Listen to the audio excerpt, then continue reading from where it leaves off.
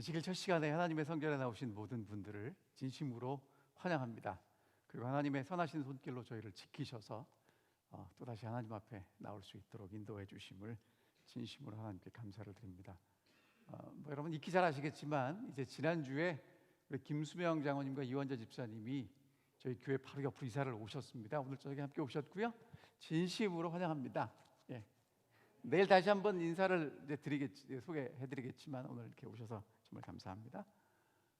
오늘 저녁에도 저희가 계속해서 우리 믿음의 조상 아브라함을 공부하도록 하겠습니다.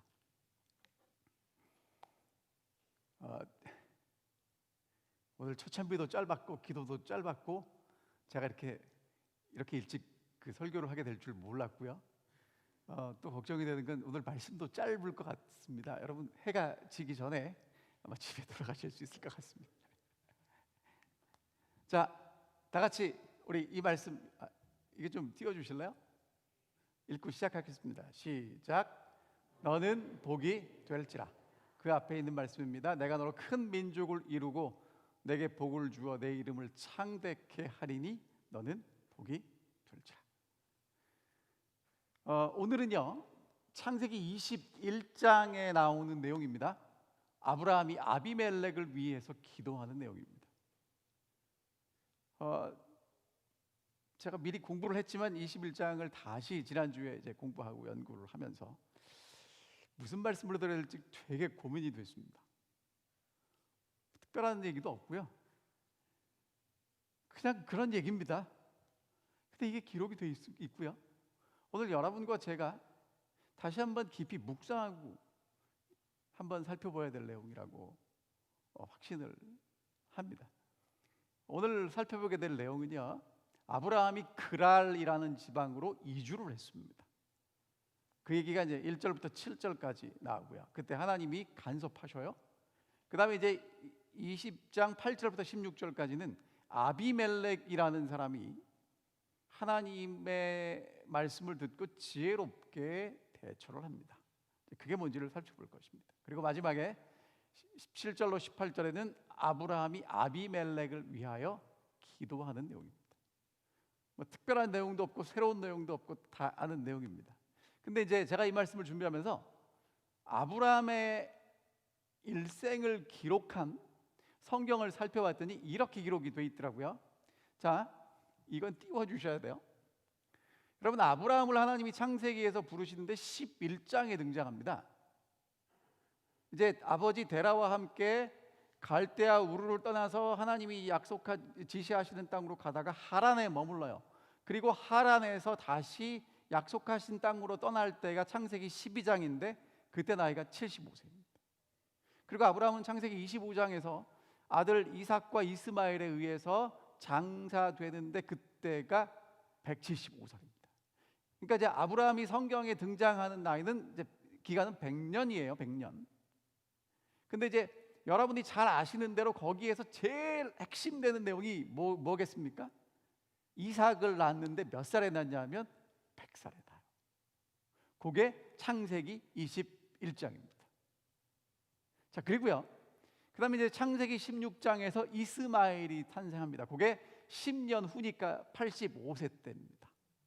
그다음에 이제 아브라함이 99세가 되었을 때 하나님이 아브라함에게 오셔가지고 아브람에서 아브라함으로 이름을 바꾸라 해서 계명이 돼요. 그리고 할례를 행합니다. 그게 17장이에요. 그 다음에 21장에서 아들을 낳으니까 17장, 18장, 19장, 20장, 21장 1년 동안의 이야기가 5장이나 나와요. 무슨 얘기인지 아시겠죠? 이게 여러분이 잘 아시는 대로 아브라함의 일생은 100년이나 쭉 넓게 기록이 되지만 그 중에 핵심은 어디라는 거예요? 이삭 낳을 때라는 거죠. 5장이나 기록이 되는데 오늘은 20장 그랄로 아브라함이 이사 갔을 때 이야기입니다. 자, 시작은 이렇게 됩니다. 아브라함이 거기서 네게부 땅으로 옮겨가 가데스와 술 사이 그랄에 거류하며, 여러분이 아시는 대로 아브라함은요 이제 하나님의 약속을 믿고 이제 사실은 정착해 살지 않고 텐트 생활을 합니다. 뭐냐면 유목 생활을 했다는 거예요. 거류 왔다 갔다 하고 살았다는 거죠. 어떻게 됐냐면 창세기 18장과 19장은 같은 곳에서 일어나는데 그게 마물의 상수리 나무들이 있는 곳이고, 여기 보면 헤브론 기럇 아르바일 것이라고 우리가 그렇게 생각을 합니다. 그리고 이제 20장에서 아브라함이 이제 어디로 이사를 가냐면 그랄이라는 지방으로 가는데, 여러분 여기 보면 술이 있고요, 저기 보면 네게브 사막이 있죠. 그러니까 가데스와 술 사이에 있는 그랄 지역으로 아브라함이 이제 이사를 갑니다.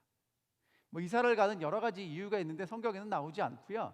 아마도 이제 양떼와 소떼가 있으니까 목초지를 따라서 이사를 가지 않았을까, 뭐 그렇게 저희가 생각을 해봅니다. 갔더니 어떤 일이 벌어지냐면 그의 아내 사레를 자기 누이라고 소개했기 때문에 그랄 왕 아비멜렉이 사람을 보내서 사라를 데려갑니다.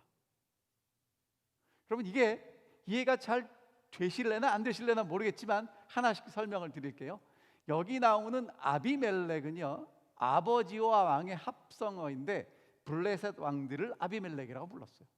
애굽의 왕들은 바로라고 불렀고요, 세겜의 왕들은 하몰이라고 불렀습니다. 그냥 블레셋의 왕이구나라고 이해하시면 됩니다. 근데 왜 사라를 데려갔을까? 여러분 사라를 데려간 이유는 별게 아니고요, 아브라함이라는 사람이 왔는데 혼자 식구들만 온 게 아니라 식구들이 화이선지에 그러면 1000명쯤 되거든요. 그러니까 아브라함도 무시할 수 없는 큰 무리가 온 거예요. 그러면 여러분 방법은 두 가지예요. 잘 지내든지 싸우든지. 근데 지금 사례를 누이라고 소개했기 때문에 데려갔다는 얘기는 둘이 동맹을 맺고 싸우지 말고 잘 살자. 근데 잘 사는데 옛날에는요, 나라들끼리 싸우지 않고 잘 살려면 결혼으로 동맹을 했습니다. 그러니까 아브라함의 누이라고 소개했던 그 아내 사라를 데려감으로 이 그랄의 왕 아비멜렉은 아브라함하고 싸우지 않고 동맹 관계를 유지해서 잘 지내겠다라는 어떤 표시였던 거예요. 그럼 아브라함은 왜 아내를 누이라고 소개를 했을까? 어떤 분이 이렇게 정리를 해놓으셨더라고요. 아내라고 소개를 하면 사라를 얻기 원했을 때는 아브라함을 죽여야 돼요. 근데 누이라고 소개를 한다면 얻기를 원하면 데려가면 돼요. 뭘 주고? 지참금을 많이 주고. 그러니까 여러분 아브라함이 왜 그렇게 했느냐? 죽지 않고 살기 위해서 그렇게 했다는 겁니다. 성경에는 두 번 이 사건이 나옵니다.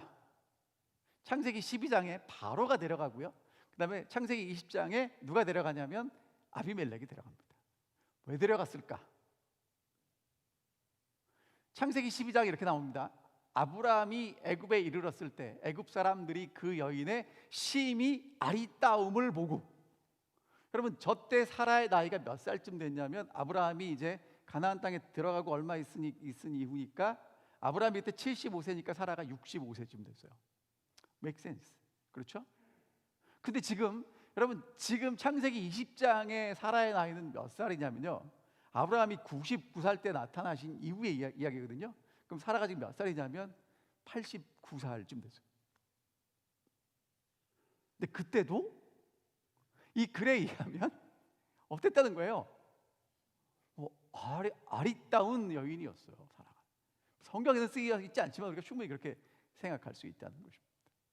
그래서 아브라함은 거짓말이 내가 할 수 있는 최선이라고 생각을 했고요, 하지만 우리가 쭉 이야기를 읽어보면 하나님의 보호가 최선의 해답이었습니다. 정말 오늘 여러분과 제가 그 하나님의 보호하심이 무엇인지, 그리고 우리가 어떻게 이 시대를 살아가야 되는지 다시 한번 생각해 봤으면 좋겠습니다. 자, 여기서 우리가 한 가지 생각할 수 있는 건요, 두 가지인데요. 숙고해야 될 사실이 첫 번째, 아브라함을 보면요, 나이가 들었다고 성숙해지지 않습니다. 무슨 얘기냐면요, 젊었을 때 실수를 늙어서도 반복합니다. 그러니까 우리는요 자꾸 어떤 생각하냐면 나이가 들고 경험이 많아지면 성숙한다라고 생각하는데, 아브라함을 보니까 믿음의 조상 아브라함이 그렇게 하나님을 믿고 하나님을 신뢰하고 따라갔던 사람이 나이가 드는데 성숙하지 않고 옛날의 그 모습이 또다시 나와요. 두 번째, 시련과 고난을 겪고도 사람은 변하지 않는다는 겁니다. 왜? 자, 지금 20장 사건인데 19장에서 얼마 전에 소돔과 고모라가 멸망했죠. 아브라함이 그것을 두 눈으로 봤어요. 하나님께 기도했어요. 자, 그러면 그런 일을 경험하고 났으면 하나님 앞에서 어떻게 살아가야 될지를 아는데, 그러한 시련과 그러한 하나님의 심판을 경험하고도 옛날 버릇을 못 버리더라, 이것입니다. 그럼 어떻게 해야 사람이 정말 성숙해지는가, 변화가 일어나는가? 제가 써놨죠. 간단합니다. 하나님의 은혜를 경험하면 변화가 생겨요. 여러분, 여기서 변화란 예수 안에서 다시 창조되는 것을 진짜 변화라고 해요. 은혜가 필요하단 말입니다. 젊은 사람이나 연세가 드신 어른들이나 목사나 장로나 집사나 상관없다는 거예요. 진짜 변화를 경험하고 성숙되려면 하나님의 은혜를 경험해야 되고 예수 그리스도 안에 있어야만 변화가 된다는 것입니다.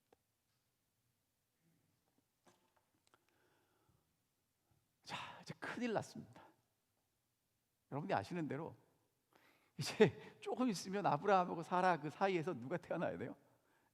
하나님이 약속하신 아들 이삭이 태어나야 되는데, 하마터면 이게 지금 일이 그르쳐질 상황이에요. 그래서 하나님이 밤에 아비멜렉에게 꿈으로 말씀하십니다. 내가 데려간 이 여인으로 말미암아 내가 죽으리니 그는 남편이 있는 여자다 라고 말씀하십니다. 야, 네가 동맹을 위해서 데려간 건 알겠는데 너는 죽을 거야. 왜? 남편이 있는 여자기도 하지만 여러분, 우리가 잘 아는 대로요, 지금 아브라함에게서 이삭이 태어나는 것은 하나님의 초자연적인 역사로 일어나야 되거든요. 근데 그럼 그걸 누가 방해하고 있어요? 아비멜렉이 방해하고 있다는 것입니다. 그랬더니 아비멜렉이 억울하니까 지금 하나님께 답변을 합니다. 아비멜렉이 그 여인을 가까이 하지 아니하였으므로 그가 대답하되, 주여, 주께서 의로운 백성도 멸하시나이까? 그가 나에게 이는 내 누이라고 하지 아니하였나이까? 그 여인도 그는 내 오라비라 하였사오니 나는 온전한 마음과 깨끗한 손으로 이렇게 하였습니다. 하나님, 제가 잘못한 거 하나도 없는데요. 아브라함도 누이라고 그랬고 데려온 그 아내 사라도 누이라고 저한테 얘기했습니다. 제가 한 건 온전한 마음과 깨끗한 손으로 이걸 했어요 라고 아비멜렉이 대답하는 겁니다. 그랬더니 하나님이 이렇게 대답을 해주셨어요. 하나님이 꿈에 또 그 얘기를 해주되, 내가 온전한 마음으로 이렇게 한 줄을 나도 알았으므로 너를 막아 내게 범죄하지 아니하게 하였나니 그 여인에게 가까지 못하게 함이니라. 한번 이 때문이라. 이제 그 사람의 아내를 돌려보내라. 그는 선지자니 그가 너를 위하여 기도하리니 내가 살려니와 내가 돌려보내지 아니하면 너와 내게 속한 자가 다 반드시 죽을 줄 알지니라. 여러분, 얘기를 요약하면 하나님이 하신 말씀은요, 그 여자를 돌려보내라는 거예요. 돌려보내고 그 사람이 너를 위해서 기도하면 살고, 돌려보내지 않으면 죽는다는 것입니다. 그러니까 돌려보내고 그 사람이 널 위해서 기도하면 살고, 안 돌려보내면 다 죽는다. 선택해라, 이것입니다. 여러분, 여기 우리는 아브라함을 선지자라고 표현한 그런 그 참 놀라운 은혜스러운 것을 만나게 되는데요. 근데 여러분, 선지자가 좀 쭈글쭈글합니다. 그렇죠? 선지자가 말입니다, 좀 신령하게 영성 있게 좀 경건한 모습으로 나타내야 되는데, 지금 여기 선지자는 어떻게 나타나고 있어요? 뭐 아내를 누이라고 속이고 그것 때문에 하나님이 꿈에 나타나가지고 꾸짖으시고 뭐 그렇게 나타나고 있어요. 좀 그렇죠? 근데 여러분, 첫 번째 우리가 생각해야 할 게 뭐냐면, 하나님이 선지자라고 말씀하신 건요, 아브라함이요 선지자가 될 만해서 선지자가 아니라는 거예요. 하나님이 말씀을 넣어주시고 하나님이 할 일을 주셨기 때문에 선지자가 되는 겁니다. 조금 달라요. 일반적으로 우리가 생각하는 거하고 성경이 말하는 거하고 다릅니다. 무슨 얘기냐면 아브라함은요 선지자가 될 만큼 거룩하지도 않았고요 정직하지도 않았어요. 하지만 하나님은 아브라함을 선지자로 인정하셨고 그가 기도하게 하셨어요.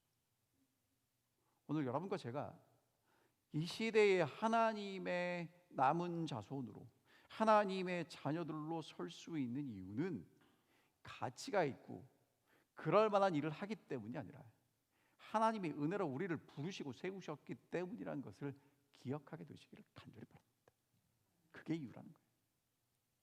자, 그 다음에 여러분 선지자는 뭐 하라고 하나님이 부르셨습니까? 하나님의 말씀을 전하는 사람인데 특별히 여기서는 뭐 하는 거냐면요 기도해야 돼요. 축복이 돼야 됩니다. 하나님은 축복의 근원이라면 그 축복의 통로로 아브라함이 사용되어야 한다는 것입니다. 자, 이제 아비멜렉이 지혜롭게 대처합니다. 어떻게 하냐면요 아비멜렉이 그날 아침에 일찍 일어나 모든 종들을 불러 모으고 저녁에 있었던 일을 다 말해줍니다. 그랬더니 결과 그들이 심히 두려워하게 됐습니다. 아침에 일찍이 무슨 얘기입니까? 여러분 오후에 하면 안 돼요? 왜 아침에 일찍 했겠습니까? 심각하다는 거예요. 빨리 전해야 될 내용이라는 것입니다. 그 누구를 불러 모았냐면 그 옛날 성경에는 모든 신복이고요 개정개혁에는 모든 종들을 그러니까 자기 밑에 있는 사람들을 다 불렀어요. 왕이니까 다 불렀습니다.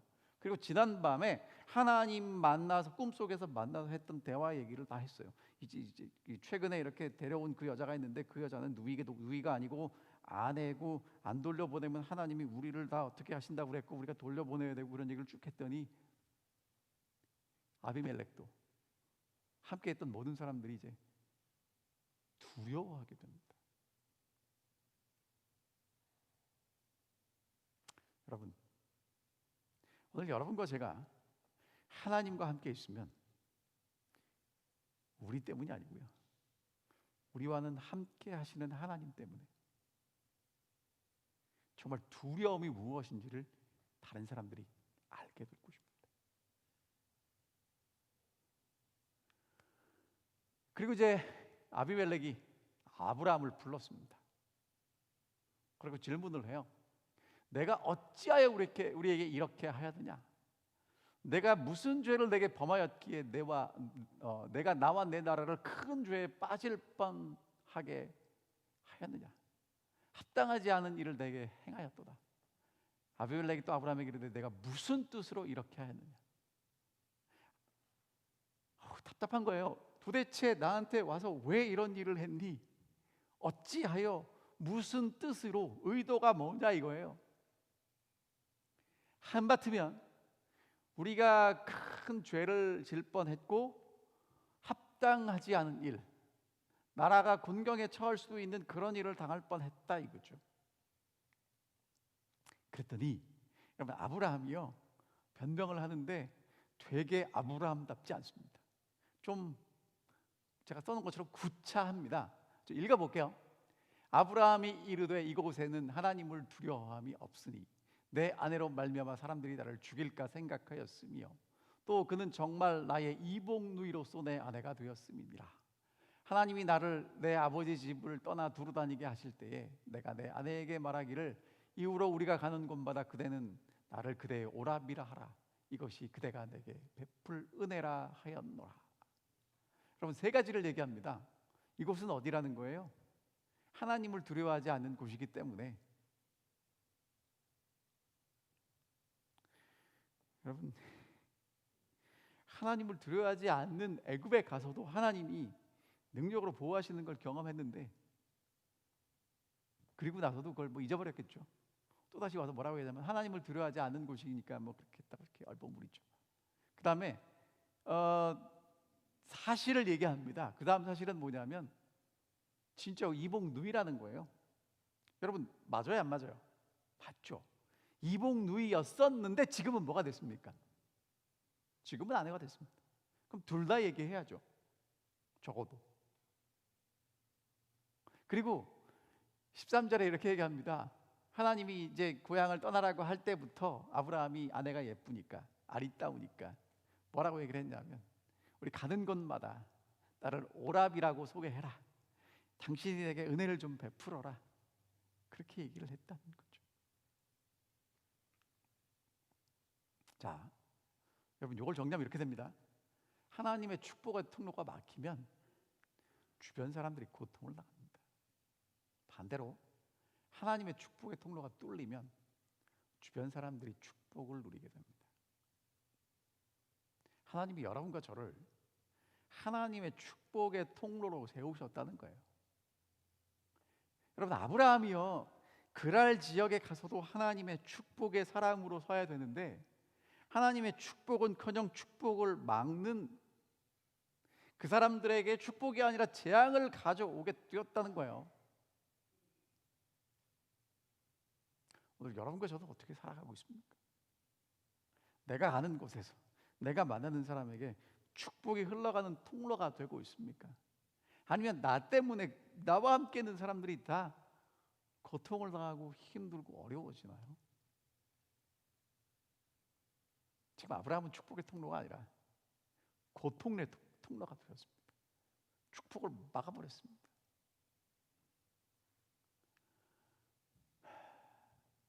자, 근데 이제 하나님의 해법은 아브라함이 아비멜렉을 위해서 기도해야 이 모든 게 풀어진다고 말씀하셨어요. 그래서 아비멜렉이 아브라함을 후대합니다. 자, 첫 번째, 사라를 돌려보내요. 근데 그냥 돌려보낸 게 아니라 양과 소와 종들을, 화해 선물을 많이 갖다 이렇게 보냅니다. 그 다음에 좋은 땅에서 살라는 거예요. 그리고 마지막으로 사라를 위해서 속전을 은 1000개로 줍니다. 이 대단한 겁니다. 그러니까 그러면서 뭐라고 했냐면, 내 일이 다 해결되었느니라. 자, 내가 이제 해결할 만큼 해결했어 라고 얘기를 합니다. 그러니까 사라를 돌려보내면서 화해의 선물을 넘치도록 줘요. 그 다음에 좋은 땅에서 살도록 했다는 얘기는 뭘 깨달았냐면, 아브라함은 정치적인, 군사적인 사람으로 볼 게 아니라 하나님이 함께 하시는 종교적인 사람이구나 라고 새롭게 깨닫게 되고, 자기 땅에 함께 살도록 허락해 줍니다. 그리고 특별히 사라를 내가 아무 짓도 하지 않고 깨끗하다고 증명하기 위해서 은을 1000개나 주죠. 여러분, 여기서 우리가 함께 생각해야 될 게 있는데, 그게 뭐냐 하면요, 잘못했다고, 미안하다고 말할 때는요, 사실은 말만 하면 안 돼요. 여기 보시죠? 진짜 저만 보이고 여러분 안 보이는데, 여러분, 아비멜렉은요, 입만 가지고 하지 않습니다. 선물도 같이 가요. 여러분, 사실은요, 가정에서도 그렇고요, 교회에서도 그렇고, 학교에서도 그렇고, 직장에서도 그렇고요, 그냥 말로만 I am sorry 하면요, sorry, 미안한 게 많이 안 전달돼요. 한 번은요, 제가 아는 어떤 분이 이렇게 하셨답니다. 피치 못하게 늦게 갔답니다. 늦게 간 것 때문에 미안한 마음을 전달하기 위해서 그날 밥을 샀다는 거예요. 그랬더니 그 다음 약속을 할 때 함께 만난 사람이, 오늘도 늦게 오려면 늦게 오라고, 밥 사주면 되니까. 미안한 마음을 전달할 때 말과 함께 작은 선물, 정성이 가면 훨씬 더 효과적으로 쉽게 전달이 됩니다. 이게 우리가 함께 생각해 봐야 될 지혜입니다. 자, 마지막으로 이제 어떻게 이 이야기가 마무리되냐면, 아브라함이 하나님께 기도하는 것으로 끝납니다. 자, 아비멜렉이 의도치 않게 사라를 데려갔어요. 그래서 지금 여기 보면 18절에 아비멜렉의 집에 모든 태가 다 다쳤어요. 얼마나 심각합니까? 그래서 아브라함이 하나님께 뭐 합니까? 지금 기도합니다. 그랬더니 하나님이 여종을 치료하시고 출산하도록 치유하셨어요. 이게 결론입니다. 자, 이 이야기가 창세기 21장에 있는 얘기인데요. 자, 하나님이 아비멜렉에게 하신 말씀이 그가 너를 위하여 기도하리니고 아브라함이 하나님께 기도합니다. 근데 여러분 보세요. 아비멜렉을 위해서 아브라함이 기도하는 게 쉬웠을까요? 어려웠을까요?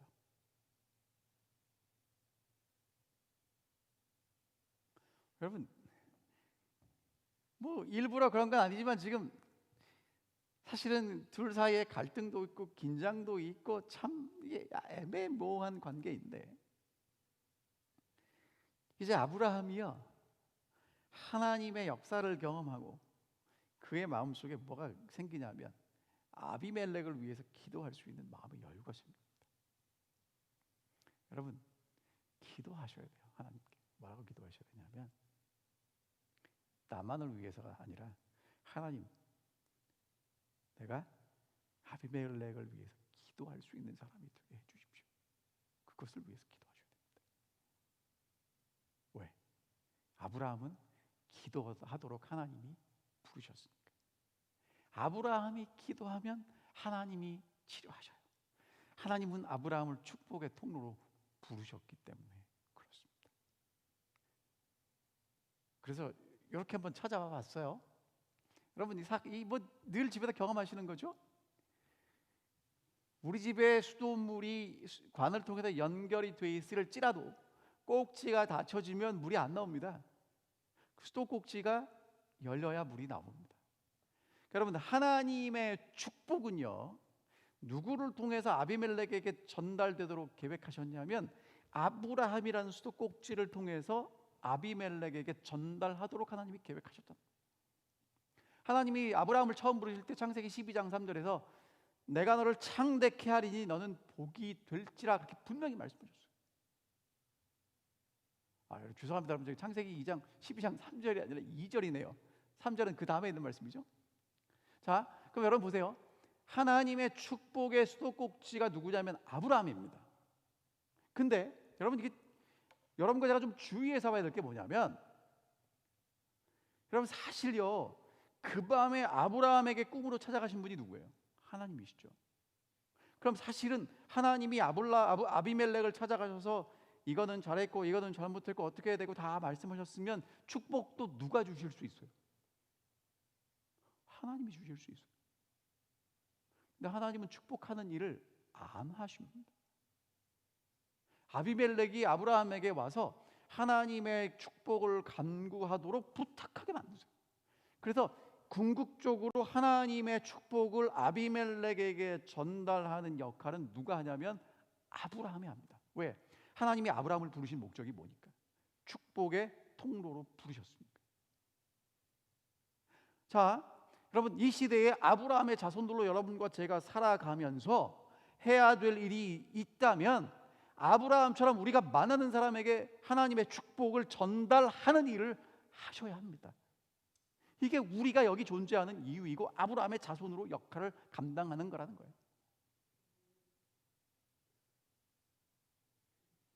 우리가 수도꼭지를 열지 않으면 하나님이 아무리 준비하셔도 그들에게 축복이 안 가요. 여러분 사실은요 하나님이 얼마나 답답하시겠어요. 아브라함이 가는 곳마다 축복이 돼야 되는데 지금 여기서 축복을 안 하겠다 그렇게 다 이렇게 웅크리고 있으니까 하나님이 아비멜렉 찾아가서 아브라함이 축복이 될 수 있도록 모든 준비를 다 끝내셔요. 그리고 아브라함에게 뭘 하라고 부탁하시는 거냐면 아비멜렉을 위해서 기도해라. 그럼 내가 그를 축복할게. 이렇게 말씀하시는 겁니다. 하나님이 여러분과 제가 살아가는 우리의 삶 속에서 우리가 축복이 될 수 있도록 다 준비하시고 그 축복의 역할은 누가 하기를 기대하시냐면 우리가 하기를 기대하십니다. 정말 칼리지데일에 해밀턴 카운티에 차타누가에 축복이 되시기를 간절히 바랍니다. 그 다음에 여러분 여기서 처음부터 끝까지 나오지만 한마디도 하지 않는 사람이 있는데 누구냐면 사라입니다. 사라는 할머니가 돼도 참 아리따웠던 분인 것 같아요. 그리고 본인이 원했던 원하지 않았던 남편에게 은혜를 베풀어야 했습니다. 남편을 남편이라고 부르지 못하고 오빠라고 불러야 되는, 뭐 요즘 오빠라고 부르시는 분들도 있죠, 그렇죠? 하지만 지금 이거는 지금 그런 오빠가 아니잖아요. 아무 말 하지 않고 있습니다. 그런데 이 여인을 통해서 하나님은 정말 놀라운 하나님의 역사를 이루어 가시는 걸 보게 되고요. 또 한 가지는 아비멜렉이 참 영적인 사람이라는 게 느껴집니다. 꿈에 하나님을 만나서 대화를 했어요. 그리고 하나님 말씀을 듣고 두려워합니다. 그러니까 하나님 말씀을 듣고 하나님이 무엇을 원하시는지를 깨닫고 영적으로 반응해요. 아브라함을 선대합니다. 여러분, 사실은요, 아브라함보다는 아비멜렉이 더 힘이 있었겠죠. 자기 땅에 들어온 외국인인데. 그런데 힘을 사용하지 않고 선대합니다. 영적인 사람이라 그런 것 같아요. 자, 이제 오늘 말씀을 줄이겠습니다. 말씀을 줄이면서 마지막으로 한 가지만 좀 더 생각해보고 오늘 말씀을 줄였으면 좋겠습니다. 창세기 20장은 왜 있을까요? 이런 얘기 하려고 있겠습니까? 아내를 속이고 아내를 누이라고 속인 아브라함, 하나님의 은혜에서 위기에서 구원을 얻었고, 그래서 우리는 아브라함처럼 거짓말하지 말자, 뭐 이런 얘기 하려고 이게 있을까요? 이게 지금 윤리 도덕적인 얘기입니까? 여러분, 이거를 읽고 오늘 설교를 들으시고 창세기 20장을 여러분들이 이렇게 통독하셔서 읽고, 그래 아브라함처럼 거짓말하지 말자 이러고 끝나시면 안 된다는 거예요. 그 이유 때문에 이게 여기 있던 건 아니겠죠. 왜 있을까요? 자, 보세요. 사실은 누가 책망을 받아야 옳습니까? 거짓말한 아브라함입니까? 아니면 정정당당하게 행동했던 아비멜렉입니까? 하나님이 누구를 혼내셔야 돼요? 누구를 책망하셔야 돼요?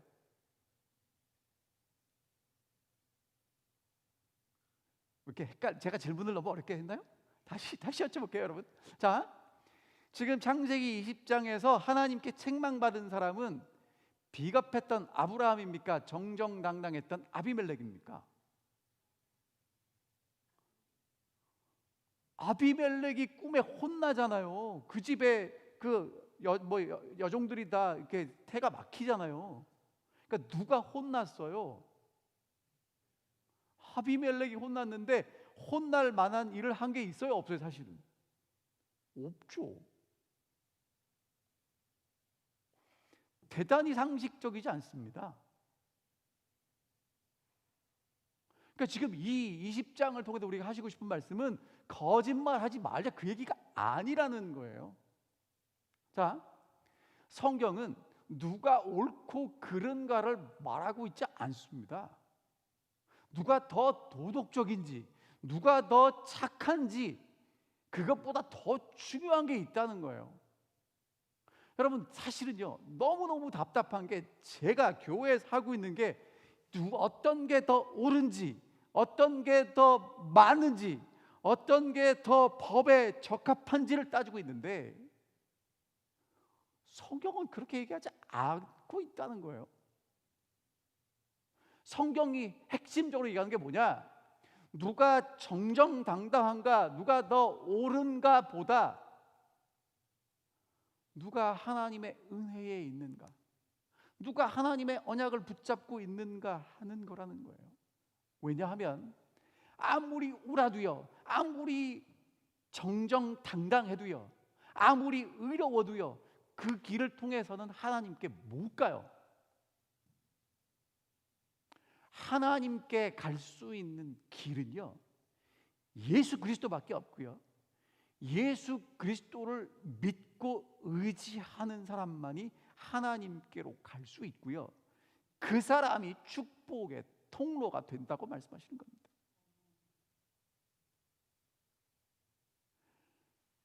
여러분, 창세기 20장 그냥 읽고 넘어가시면 안 될 부분이에요. 우리가 생각하는 것과는 다른 차원으로 아브라함을 우리에게 설명하고 있습니다. 자, 특별히 여러분이 잘 아시겠지만 모세가 창세기를 기록했을 때 제일 처음 읽은 사람들은 누구냐면 출애굽을 한 아브라함의 자손들이겠죠.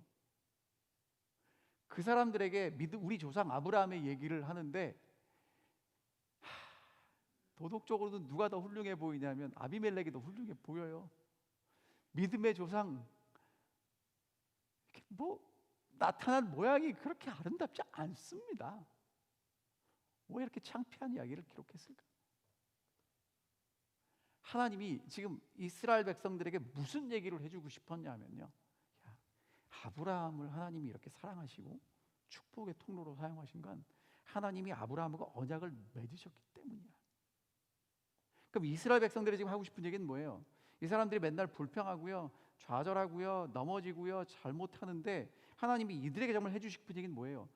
나는 시내산에서 너희들과 언약했어, 그것 잊지 마, 그 얘기 아니겠습니까? 오늘 정말 여러분과 제가 하나님이 무슨 말씀을 하고 싶을까요? 예수 그리스도를 통해서 하나님하고 우리하고 언약 맺고 연결된 그 은혜를 잊지 말라고 말씀하시지 않겠습니까? 그 약속 붙잡으라고 말씀하시지 않겠습니까? 여러분, 사실은요, 누가 더 인간적이고 누가 더 잘했냐면 아비멜렉이 훨씬 잘했습니다. 하지만 하나님의 은혜의 축복, 하나님의 축복은 아브라함을 통해서 가는 거예요. 왜? 하나님이 아브라함과 언약 맺으셨으니까.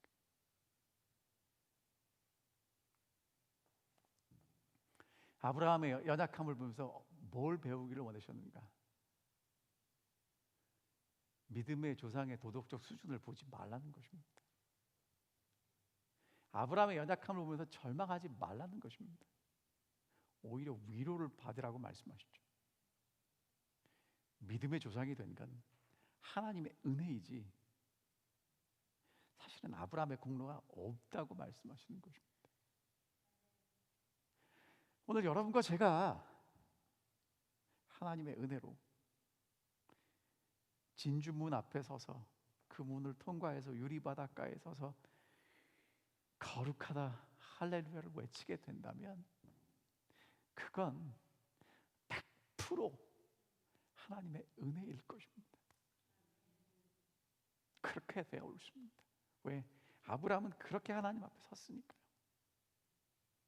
그래서 창세기 20장에 비겁한, 사실은 좀 따뜻하지 못한 아브라함의 모습은 우리 믿음의 조상이 되기에 충분히 아름다운 모습이라는 것입니다. 그게 여러분과 제가 걸어가야 할 길이기 때문에 그렇습니다. 하나님은 아브라함을 복이 되라고 부르셨어요. 하나님은 여러분과 제가 이 시대에 복이 되기를 원하십니다. 여러분, 넘어져도 괜찮습니다. 때로는 실망해도 되고요, 우리의 연약함이 드러나도 괜찮습니다. 그럼에도 불구하고 하나님은 우리와 언약을 맺으셨고 우리에게 은혜를 베푸시고 우리를 통해서 이 땅에 축복을 전달하실 것입니다. 정말 다시 한번 마음을 새로 하시고 기도해 주십시오. 축복의 통로가 되어 주시기를 간절히 바라면서 오늘 말씀을 줄이겠습니다.